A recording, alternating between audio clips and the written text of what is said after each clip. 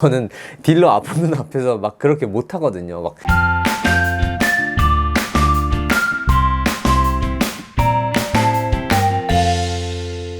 안녕하세요. 제가 바로 이창입니다. 오늘도 영상을 보러 와주셔서 감사합니다. 오늘은 요즘 이슈가 많죠. 바로 침수차에 대해서 한번 말씀을 드려보도록 할게요. 제가 이번에 부산을 놀러 갔다 왔는데 하필 그날 비가 오지게 오는 날이었어요.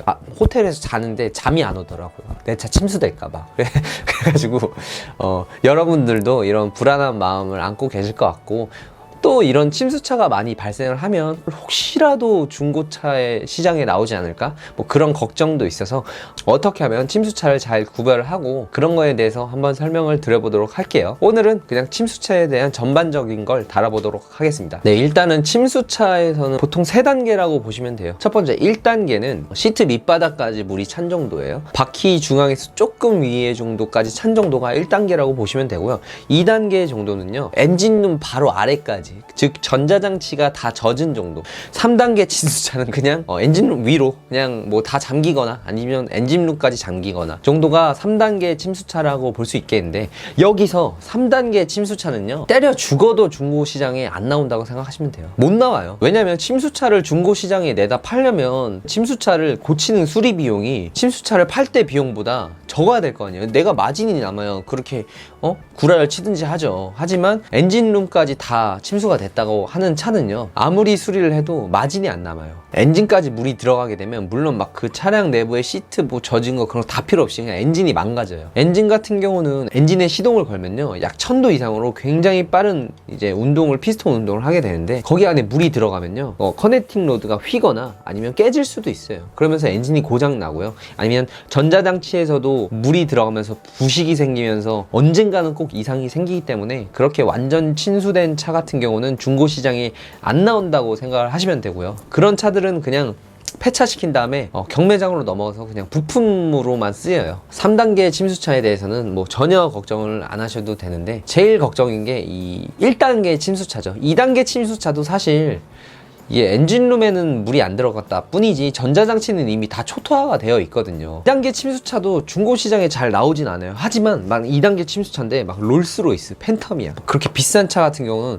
전자장비를 다 끄집어내서 다 교체를 해도 뭐 약간의 마진이 남아서 뭐 그렇게 할 수는 있지만, 뭐 그것도 거의 없다고 보시면 되고요. 2단계 침수차 같은 경우는 차가 한 2대는 있어야 돼요. 그래서 2차 가져와서 2차에 있는 전자장비를 다 넣던가 그렇게 하지 않는 이상 마진이 안 나오니까 뭐 그것도 걱정을 하실 필요는 없는데, 여러분들이 가장 걱정을 해야 되는 건 1단계 침수차예요. 그러니까 시트 밑바닥까지, 내가 앉는 시트 아래까지 물이 찬 경우를 이제 여러분들이 많이 걱정을 하시고요. 이런 부분들 같은 경우는 실제로 이제 경매로 나옵니다. 그래서 침수차만 전문적으로 매입을 하는 그런 업체들이 있어요. 그런 업체들에서 침수차를 매입을 한 다음에 싹 이렇게 걸러내죠. 이런 침수차를 중고시장에 나오는 건 불법이 아니에요. 침수차 고지를 안 하는 게 불법인 거죠. 가끔가다 브로커들이 있어요. 이 침수차를 매입을 해서 침수차 아닌 척 하면서 딱 청소를 한 다음에 매입을 하거든요. 그 전에 내가 만약에 침수가 되는데 자차가 되어 있다, 자차에 가입이 되어 있다 라고 하시면 뭐 그냥 걱정 안 하셔도 돼요. 그냥 그 차량 가액에 대해서 보상을 해주니까 그런 거에 대해서는 전혀 걱정을 안 하셔도 되는데, 제가 이번에 이 침수차에 대해서 알아보기 위해서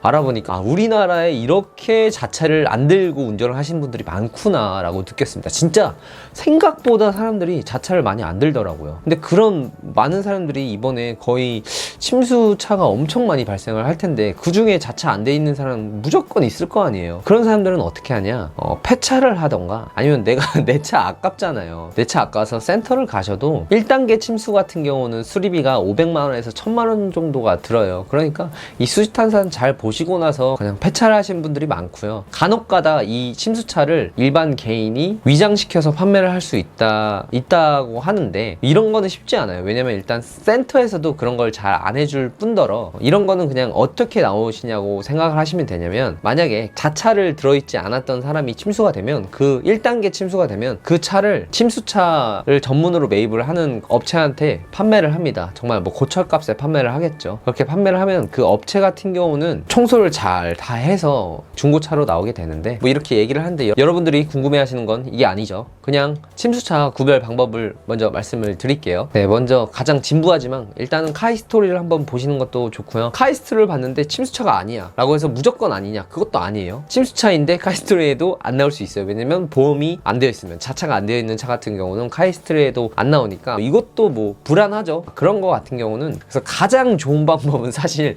그 1단계 침수가 되면요, 뒤에 머플러가 있어요. 머플러가 이게 업체들이 눈에 보이는 거는 진짜 다 싹싹 하거든요. 막 요즘은 막 안전벨트도 갈고 밑에 원매트도 갈고 막 그렇게 한단 말이에요. 완전 비싼 차 같은 경우는 그렇게 교체를 하는데, 이 머플러 같은 경우는 의외로 잘 안 할 때가 있어요. 그래서 내가 예를 들어서 젓가락 같은 거에다가 손수건을 말아가지고 머플러 안쪽에다 깊숙이 찔러 넣고 딱 하면은 흙탕물이 나올 때가 있어요. 이런 거는 100% 침수차. 그래서 이런 것도 침수차고, 아니면은 앞에 본넷을 까가지고 거의 라지에이터 부분을 살짝 보면은 이제 흙이 껴있는 경우가 있거든요. 그것까지 교체를 하는 브로커는 제가 못 봤습니다. 그런 것도 침수차가 되는데, 이 문제가 뭐냐면, 제가 소심해서, 제가 A형이라서 그런 건지는 모르겠는데 저 딜러 보는 앞에서 그렇게 못 하거든요, 저는. 아니면 안전벨트에 뭐 제조 연월이 바뀌었다던가 이런 것들로 이제 침수차를 구별을 하면 되는데, 사실 저 같은 경우는 제가 A형이라서 그런지 모르겠지만 저는 딜러 앞보는 앞에서 막 그렇게 못 하거든요. 막